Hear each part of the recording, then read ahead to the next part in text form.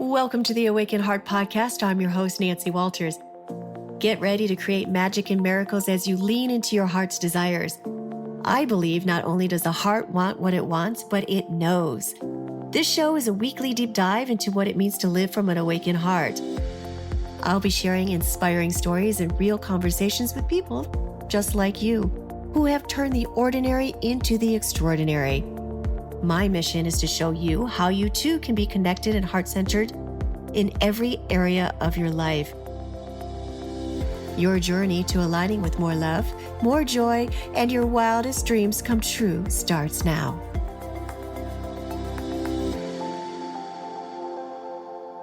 Welcome to the Awaken Heart Podcast. I'm your host, Nancy Walters, and today we're going to talk about a really important topic that is affecting a lot of people across the world as more lockdowns continue.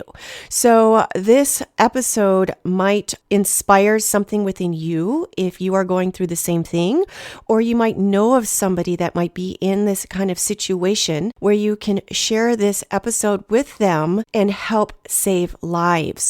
As we're seeing more lockdowns and more quarantines take effect across the world, with even more restrictive measures and even before, there's a kind of intimate terrorism that is flourishing, and that's domestic violence. There are human costs to lockdowns besides the economic ones that can ravage lives just as badly as the disease. Since the first outbreak of the virus, numerous reports have highlighted a marked increase in forms of domestic violence and abuse, especially intimate partner violence and domestic homicide. The increase in domestic violence has not just been associated with instructions to stay at home, but also linked to economic and social stresses on the households that have resulted from this pandemic. Domestic violence has increased 20 to 30% since lockdowns, with double-digit percentage jumps in calls to 911 compared to the year before. There's been reports of some very distressing calls showing clearly just how intense psychological as well as physical mistreatment can get when people are kept 24 hours a day together in a reduced space.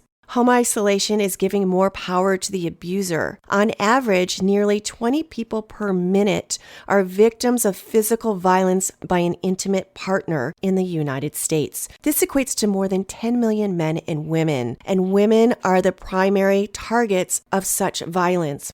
One of those forms of abuse is through a narcissistic partner. Narcissistic personality disorder is a mental condition in which people have an inflated sense of their own importance. They have an excessive need for attention and admiration and lack empathy for others. But behind this mask of extreme confidence lies a fragile self-esteem that's vulnerable to the slightest criticism. You only exist in terms of your value to his ego. Once that's done after your disillusionment, he takes off his mask and he's done with you. And that's when things get really dangerous. Narcissists spin their web of terror and deceit, skillfully trapping their victim, who oftentimes question their sanity. Such is the emotional toll of the abuse. Experts have compared their methods to that of what kidnappers use to control hostages and regimes use to break the will of their political prisoners. This is how bad it is. Today's guest, Holly Hatch, endured 20 years of some of the most horrific forms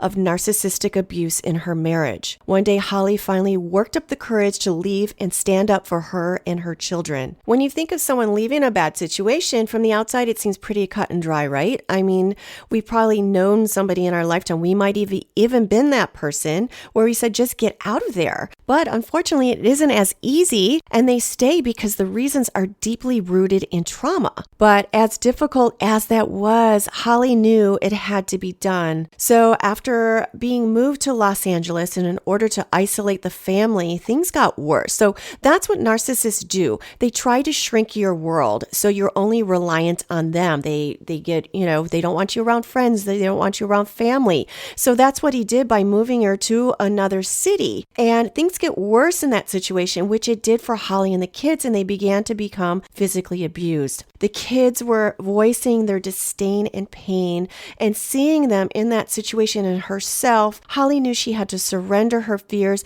and leave, which she did. And she turned him into authorities and never looked back. Holly was left with $19 and no place to live. And each and every day was a struggle, but also a healing journey to healing and restoration. And she returned to herself, her individuality. During this time, Holly leaned upon her loved ones and faith to carry her through the struggle of being a single mom. She worked full time and unwrapped the layers of pain and wounds from a man who was supposed to be a loving father and husband. Now, fast forward a few years, and Holly feels blessed to be alive and that her and the kids are thriving, healing, and looking forward, happy to wake up each day free of fear. In today's conversation, Holly returns to the depths of the darkness to tell her story and share her path to freedom. Her hope is to inspire and pave a way for others, showing them that there is a light at the end of the tunnel. If you are listening today and are experiencing any kind of abuse or trauma, know that you are not alone and that there is a way out.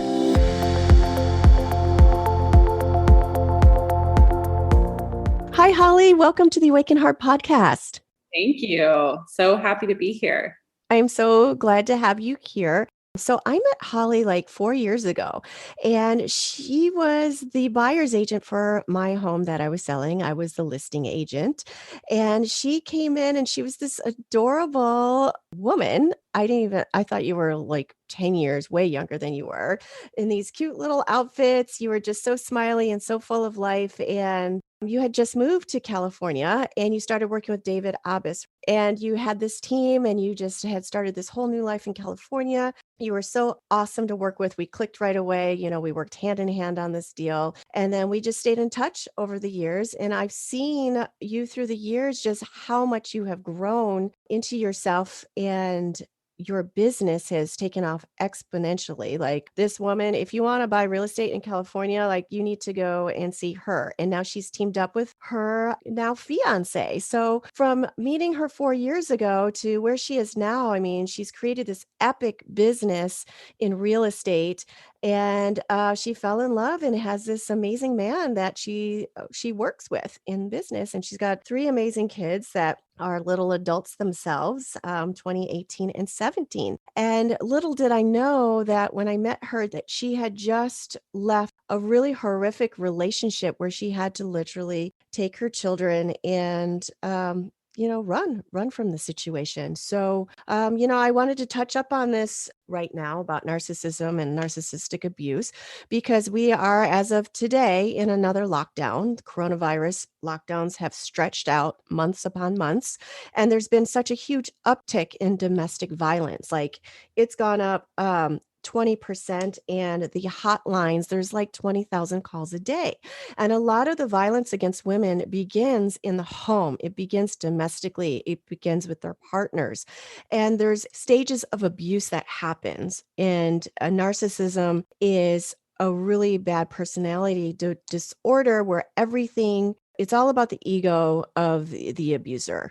So Holly, if you could just go back a little bit and tell us, how this began and how, tell us your story. Sure, absolutely. I met my ex-husband when I was 17. I just headed off for college. I grew up in Northern California, met him at Cal Poly, and I definitely was, now looking back, probably just very young and immature, and basically met him, fell in love, what I thought was love. And little did I know that he obviously was mentally ill with borderline personality disorder. And I recognized that the control started pretty early, but I don't think that I was strong enough to be able to decipher. So my journey began very, very young. And I was very naive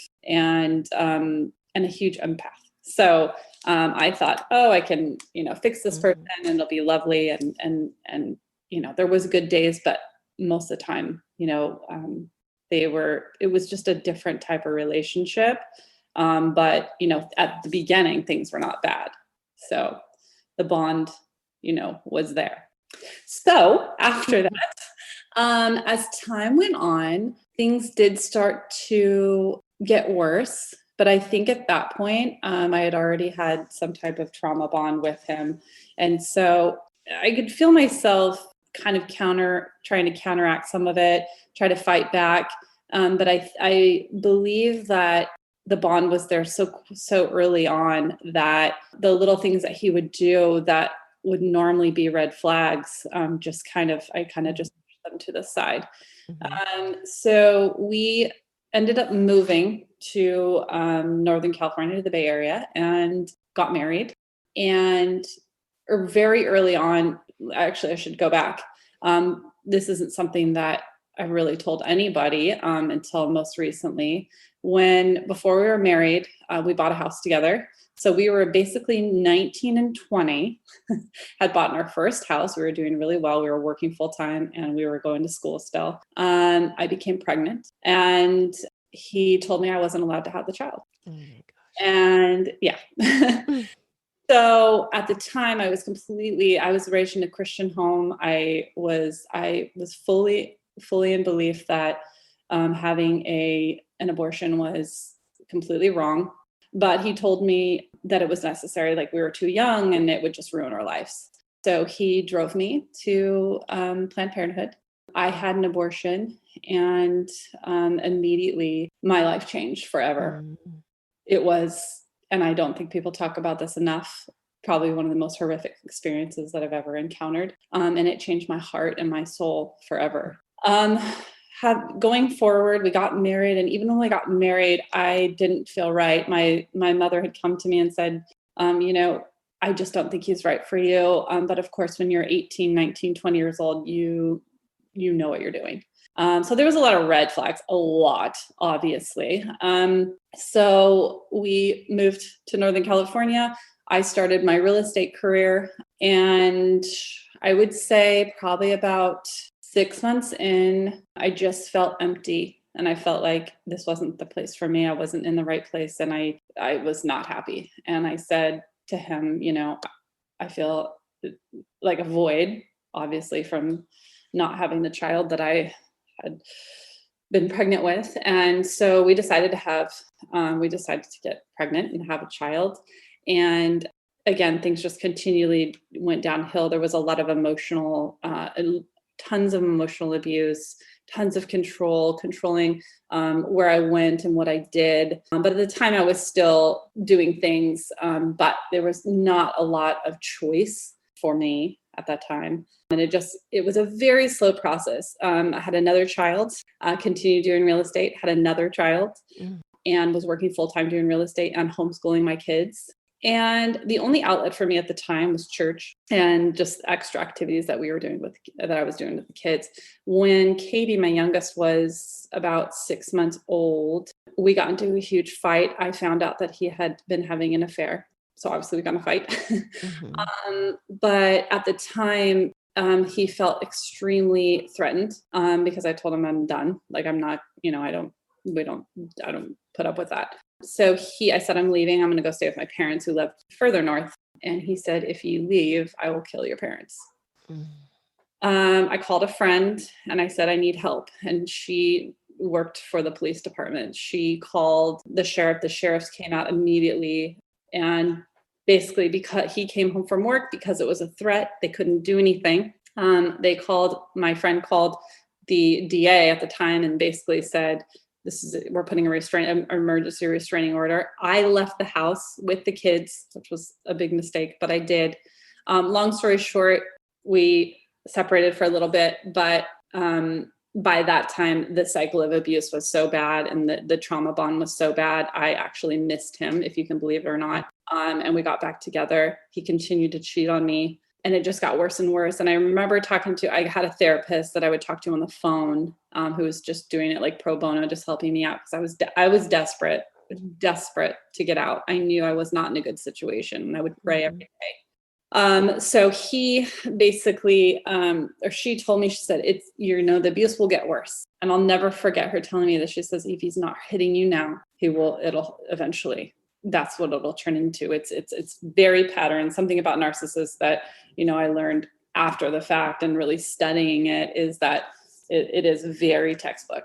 Every process and how it, you start from point A, because that's always a question I always get. How did you stay? Why did you stay? And, it's such a slow process that you don't realize that it's happening to you until it's too late, in a lot of ways. So anyways, long story short, basically she just said it's going to get worse.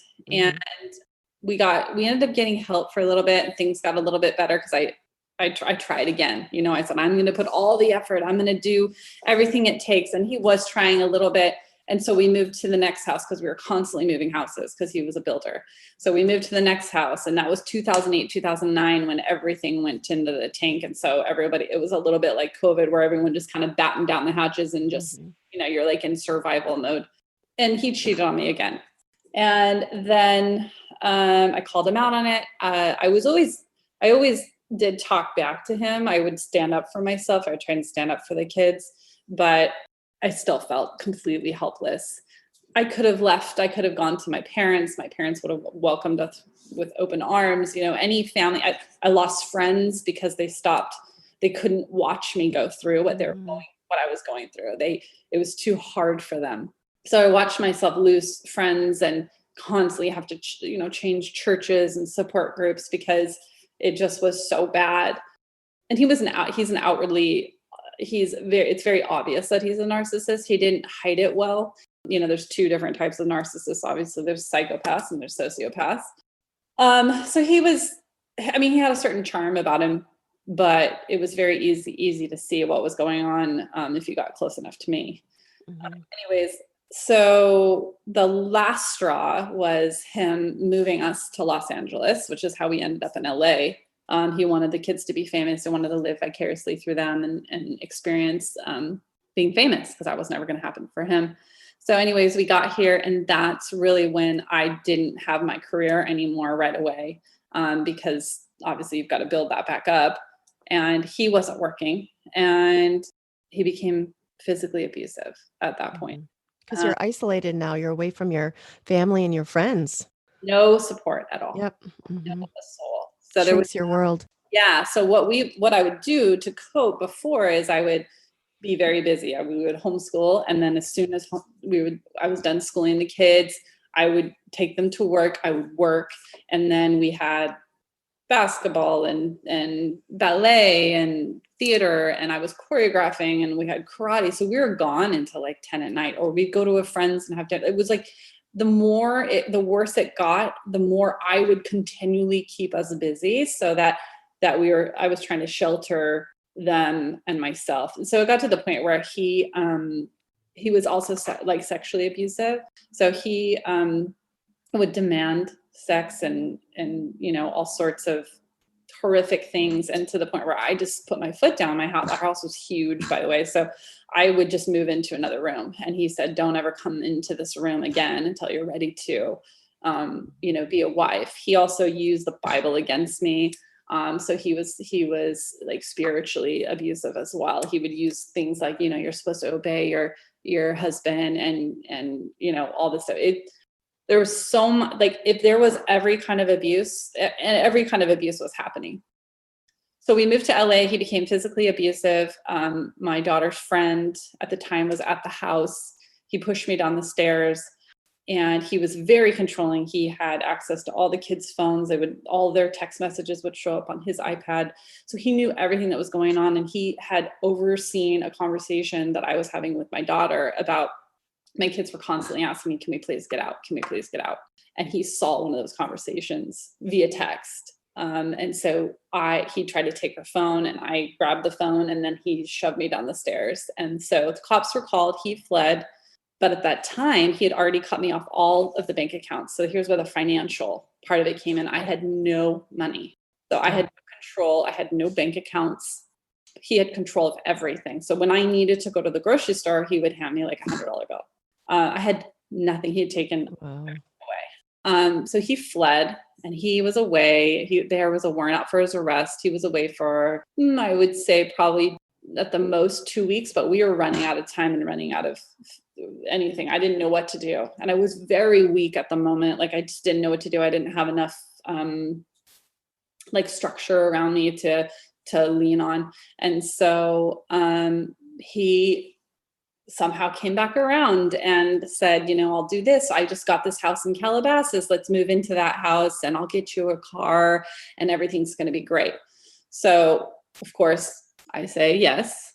We go over there. And then basically the district attorney sent a letter in the mail. I wasn't even allowed to check the mail, by the way. And I somehow circumvented this letter and I held on to it and I didn't show him. So then another 6 or maybe like 6-7 weeks go by, and then he gets a letter and it says, you need to come to court. The district attorney is pressing charges for the physical abuse. So he said, you're going to come to court with me and you're going to tell them that they're wrong. And by this point, things are so bad that I'm having her go to her friend's house constantly so that she's not around. I'm, placating and just trying to just somehow, at this point, I'm already making a plan. Like, we're done. We have to get out no matter what it looks like. So I go to court with him like twice.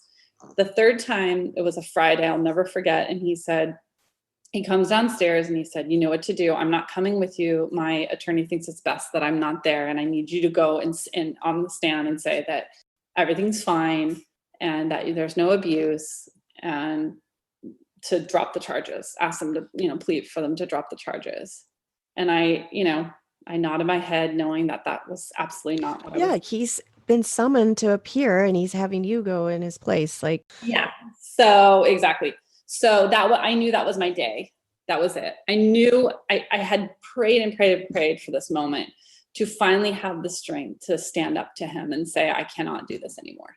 And I knew it was so bad and so deep that I was going to have somebody, a power authority, come in and be that vessel for that to happen. It couldn't just be me saying, I'm done, because he wouldn't allow that. Or I'm moving out, or you have to move out. That would never fly. So, and at this point if I can rewind for a second, I had found out that I had found pictures on his phone. He was having another affair, and I found pictures of cocaine in his phone. And I don't know what really set me off about that, but it really felt so horrific to know. And he didn't do it around us or anything, but just to know that was in my house and in my children's space was I think that was just like the final straw. So went into the court, and before the court started, I asked for the district attorney. I walked right up to her and I said, my husband is still living in the home. They had already put restraining orders. He wasn't supposed to be in the house. He wasn't supposed to own firearms. And obviously he wasn't supposed to be abusing us. So I said, the firearms are still in the house. He's in the house as well. And he is also still physically abusing us.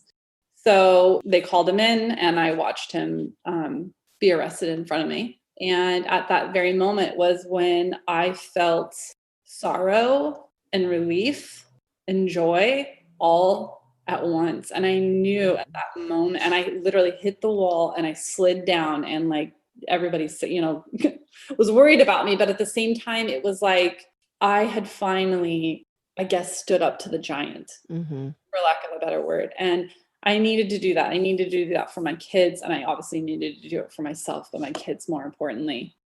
And he has not been in our lives since then. It was a very horrific 3 years of divorce, which is when I met you. It was about a year after that incident had occurred, and took a very long time to get a divorce. And he finally relinquished the rights to the kids because they were old enough to know what they wanted, and they didn't have anything to do with him. So that's my story. It's great.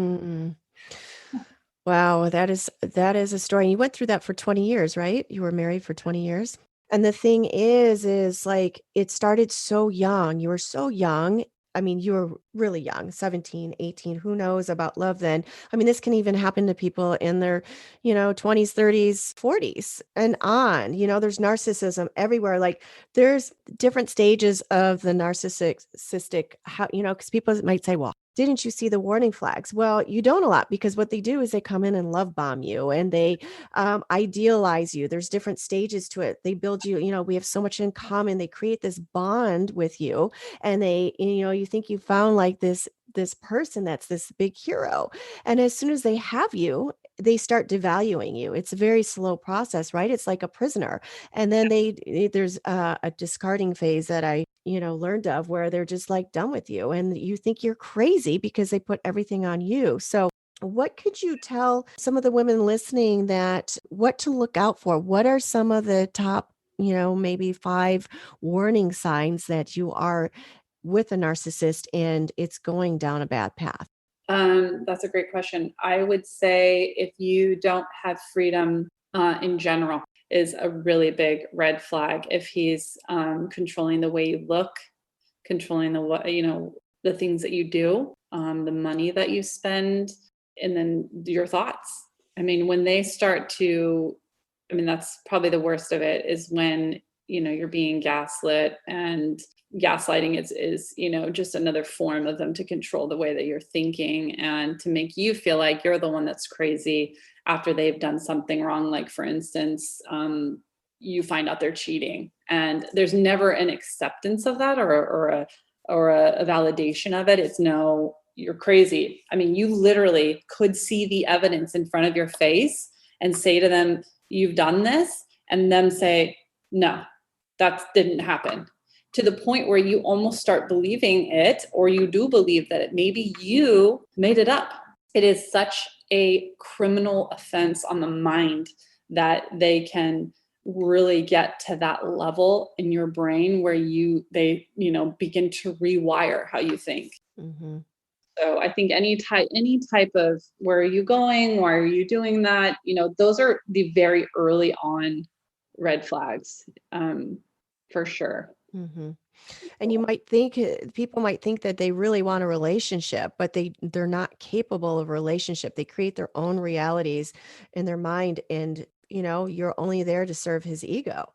Right. And I mean, I might have felt it a little bit in some of these relationships, but it never got as far as what I mean, I'm reading down this list of 6 warning signs of narcissistic idealization. This is the beginning phase.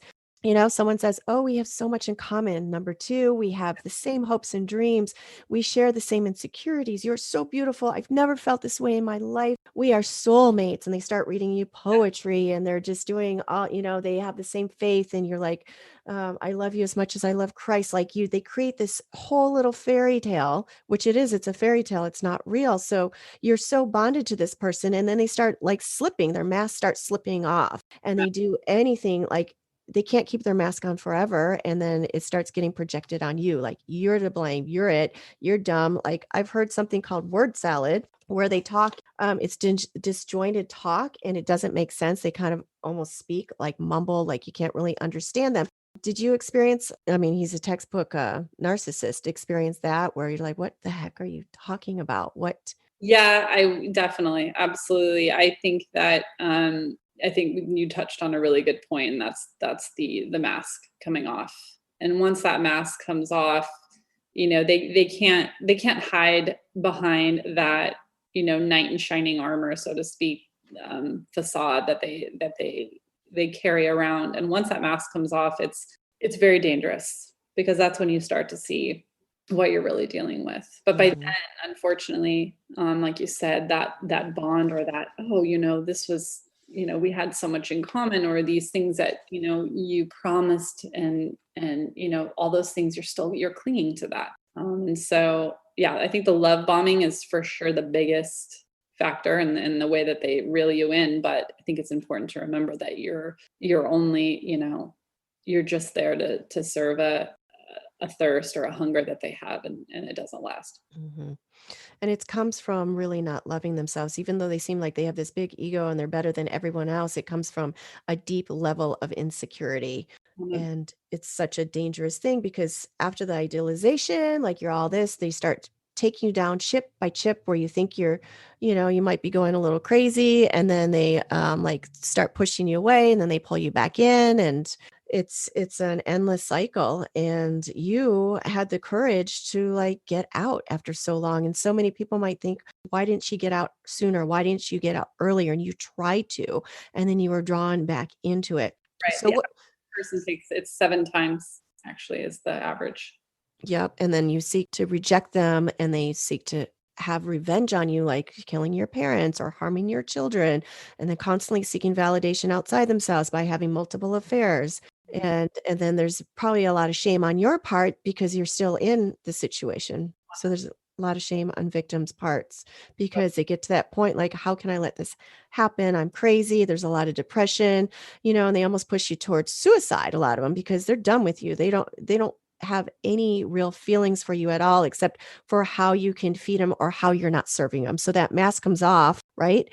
And then you're no longer of any use for him because you see him for who he is. So he has to like push you to your edge. Right, which is so ego damaging to them to know Mhm. that they can't continue to have that, lording over you. So, Yeah. and that's where it can become extremely dangerous. Yes, and you had mentioned he had firearms in the home, and I believe the statistic is, like, if there's a firearm in the home and there's domestic abuse, you're 400 times more likely to be killed in that intimate situation. Yes, absolutely. And so so because we have children together, there had to be some type of the court system had to understand if there was any type of unification for the children with the father. They hired a reunification therapist to come in and take a look at the kids individually and then together, and then also him, and then them together. I'll never forget the first meeting that I had with her because she interviewed me first. And then she interviewed the kids, and then she had me come back in and she said, I need to tell you something. And I said, what's that? And she said, I've been doing this for a very long time. And she does it for the Los Angeles court system. And she said, you and your children are a miracle. You are lucky Mhm. to be alive today. She said, I have not seen something so bad than, one of the worst cases she's seen. So it is very, I mean, I love going back to that, the different stages. Obviously, again, so textbook, but the stages, it just continues to get worse. And yeah, he owned, so he was also went to court for the fact that he had a silencer. So I do feel very lucky to be, Wow. and I understand that fear that maybe some of your listeners might be thinking is, what would that look like on the other side? And I think that's the most scariest part when you're in it and you're like, okay, I need to get out, but it almost becomes a comfort because you're like, okay, if I don't fight this, then I might stay alive.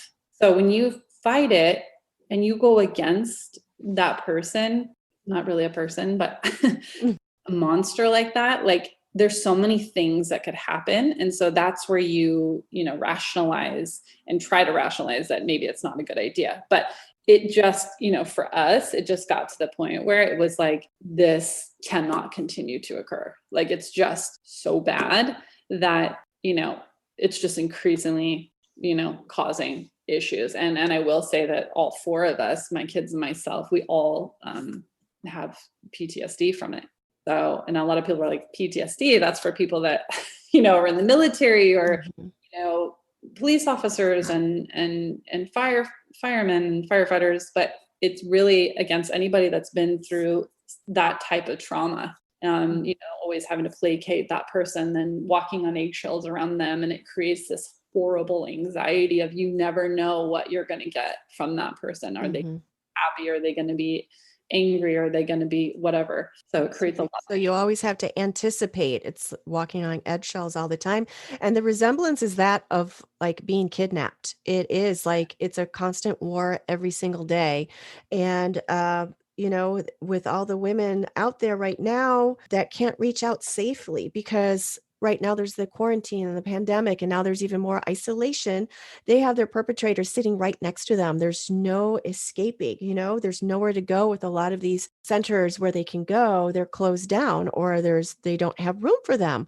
What could you tell some women right now that might be listening to this is in this situation and they recognize what is happening to them and they need to get out of there for their own safety? What are some steps they can take right now to get away from this person? Yeah, that's a great question. I think the first thing you need to do, because you need the strength, you need the mental strength to understand what's happening to you. So the first thing you need to do is you need to read and you need to understand exactly what's happening, because that is educate yourself. And then once you've educated yourself, you need to come up with a plan. And you'll find this over and over again with people that have been through this situation, that have been through this type of abuse, that you do have to have a plan, because it's not like in a regular marriage, let's say the marriage goes bad just for whatever reason, you just don't get along or whatever, and you ask the other person to leave.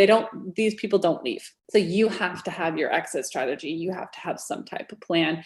And so that needs to be put in place, and you need to let somebody, whether it's a friend or a family member, know that that's your plan. And you need to have somebody working alongside of you to understand. So I think reaching out just to one person, even if, I mean, I have people reach out to me all the time on my page on Facebook. Mhm. I think a lot of people are in that situation where they understand what's going on, but you got to have a plan. And so there's so many resources, so many things that you can do. And I think that's the best thing about right now, is that finally this has been something that has finally come out into the open. I didn't know for a long time what was happening to me, and I kept researching and I kept researching. And one day, I don't know how it happened, but it's something. Oh, I do remember now. My girlfriend had been, somebody I knew in high school posted something on Facebook, and she said that she was being, abused by a narcissist, and that was the switch for me. And then I realized, Alone, right? this isn't a controlling person. Mhm. We are being physically and mentally abused. And I needed to see it, you know what I mean? I needed to see it and verbalize it in my own mind, what was happening. So I think that is just like that education of knowing what's going on. Get a support system around you, even if it's somebody online, doesn't matter, just to have somebody to like walk you through those steps. And I just love to encourage and men and women, because I know that there's men that go through this too, unfortunately, that there is hope, and there is a brighter day. There's a way out, and then there is hope, and there's help. We got so much help, believe it or not, through the court system on, getting the kids therapy and just walking through the process of what to do, and just having advocates. You're not forgotten, and you're not lost. There is hope, and there are people that will help you. And that's, I think, what you have to know. And that the other side is so beautiful and so worth it. Yeah, I think. I think one of the things that you're touching upon there that's so important, because you've gone through, people like you and the people listening out there might have felt so isolated going through this abuse and shameful, and thinking it was only happening to themselves, and not really being able to put a finger on what it was that was actually happening to them. And it's not just them. They're not alone. They're not alone. And hearing other people's stories, that's why it's so important to, not put up this facade that everything is so, oh, fine and dandy, like a lot of people on the internet do, that there's this trauma going on behind the scenes, because that is what people bond to. That is what they connect to, because they see that in themselves, and it gives them courage. Like, hey, this is really a real thing. And oh my gosh, look at how she survived this and what she went through. And look at where she is now. It's total inspiration for somebody else to overcome the horrible abuses and the situation that they're in. So I applaud you, Holly, for being on here and really, going through back through that horrible story, which I know brought a lot of emotions up for you, even relating it, and having the courage on here to come on here and speak about this, so those that are listening can have some solace and find some hope, and to see the light at the end of the tunnel. And you're a beacon of that light. And I applaud you so much for coming on here and speaking from the heart and sharing with us. Yeah, I think that's the biggest thing, is just making sure that other people know that they're not alone, and just getting that message out there. And that's why I've never been afraid to talk about it, on any platform, to help others. That's it. Mm-hmm. I am encouraged by other people, responding and saying, thank you so much for showing me that there was, another life or another way. Because Mm-hmm. once you have that hope and that understanding that there can be a brighter day and a better day, that's really all you need. You just need that glimmer of hope to understand that life doesn't have to be like that. You don't have to live in that prison. Mm-hmm. Get out. Yep. Open the door, you're free. Yeah. So what's next for you? So I know you have this Facebook page. How can people find you to reach out to you? Yeah, you can definitely go to the link, which I'm sure you're going to share, but it's Diary of Narcissistic Abuse. I just on there, I just like to share and become another way for somebody to, if they're typing in, searching, there's so many great other, since then, there's been a lot more people that have come out and really begin talking about this. And I think emotional abuse especially is so different than physical abuse, because emotional abuse, you don't see it. You don't see it on your face or on your arms or any bruises, and that is truly where this all starts anyways. And so being aware of that is great. Knowing what's happening to you. So yeah, I think that, I'm definitely at some point would love to write our story. Mm-hmm. And so that's probably my next goal with that. And I just want to, anything I can do. I just feel like I want to continue to see, doors open to allow myself to bring awareness to this, because even in the court system, in anywhere, emotional abuse is so real, but it's not real enough. It's looked at as a threat and not thing. And it is truly, there's a war, it's a war going on that really is still not at the place it needs to be. Mm-hmm. Yeah, it's a precursor to everything else, like the emotional abuse. And I read somewhere too recently that with strangulation, like, for violence, that even like someone putting their hands around your neck and strangulizing you, not even just to death, but it's a precursor to violence, whether against you or somebody else. Like it's starting to be prosecuted more, because strangulation leads to so many other things down the road, murder, Yeah, we need abuse. changing the roles, because I'll never forget when the cop was like, well, this is just a threat, nobody hurt you. Mm. I was like, okay, so you're going to leave me here in the house with this person after I just called them out to the police that he was, threatening me. And now I've got to sleep in the same bed with him. And that's when finally somebody said, okay, fine, we'll give you a restraining order. But it's like, once you speak out against them, that's where you have to have that plan in place, because once you speak out, then you need to seek refuge. Mm-hmm. You got to be in a place where, they can't hurt you. Yeah, because then you're this big threat and you're just, Mhm. yep, more violence. Yeah. Hate to end on that, because there is definitely hope and there's definitely a way. Yeah. No, there is. And you're leading the way. And I think you have like a huge story on your hands. And I think the world will benefit from hearing this story. I mean, listening to myself, I remember Sleeping with the Enemy and so many other films. And, I you relate know, yeah, you live in Los Angeles. Anyone in Los Angeles, screenwriters, hello, contact this woman. One of the benefits of being in LA, right? We know a lot of producers and directors and writers, full of them. So what else is next for you? I know, you real estate, you're working with your fiance, Chris, right?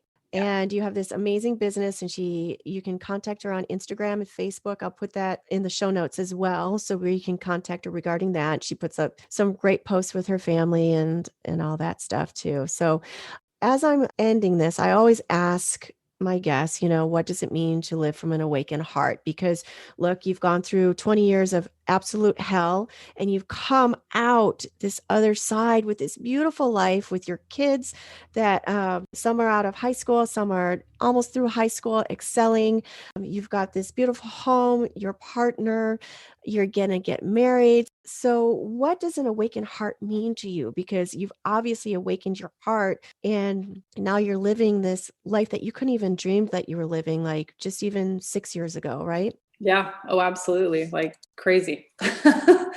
I think about that all the time. I think I'm definitely still on a path for healing. And so it's not like, Shazam, everything's perfect, but it's such an exciting path. And I would say an awakened heart would be somebody that, for me in particular, and maybe for some of the people listening, would just be being aware of who you are and where you fit into this amazing, life that we've been given. And so, I felt truly, and I love the word awakened, because I felt like I was sleeping for so long, Mm. and I was in some muted tunnel but coming out of the other side of that, and I remember even just minutes, or not minutes, but, weeks after that veil had been lifted, I just remember smiling. And I remember my whole entire, all of us really, I just remember the heaviness was gone. And I remember smiling, and I remember I started, taking pictures of myself. I started feeling like this lift of just the heavy and negative energy, and being like, truly awakened from what felt like, a really deep sleep or death to myself, because I wasn't being true to myself. I was, living my life through somebody else, and I wasn't being true to myself. So I think being awakened is being true to yourself, and just, taking that journey and figuring out who you are. And it's kind of crazy, really. Like, there's been some aha moments where I'm like, oh wow, like I like that, or this is, I get to enjoy things that I never ever did before. And I think you've been a great inspiration for me in that for a long time. I get to watch you, just on your journey and the things that you do. It's like, wow, that's just amazing to me that you moved away, and you experience life. And I think that's so awesome that us as women can encourage each other to do those things. And I don't know, it's incredible. Thank you. See what the future holds. Yes. And it does come down to yourself. Find this inner peace within yourself, discover yourself, and loving yourself, and being unapologetically you, and not caring what other people think. I've learned that just recently because I'm standing up for what I believe in. Yeah. And it's about not always having people like you necessarily, but you're being true to your core values. You're being true to yourself. And you were not able to do that for so long because you were in survival mode for yourself and for your children. And there was this mental haze that was cast upon you by like always questioning, what this person was doing, what he was mentally, it was mental abuse for years and years and years. So Yeah. I 100% applaud you.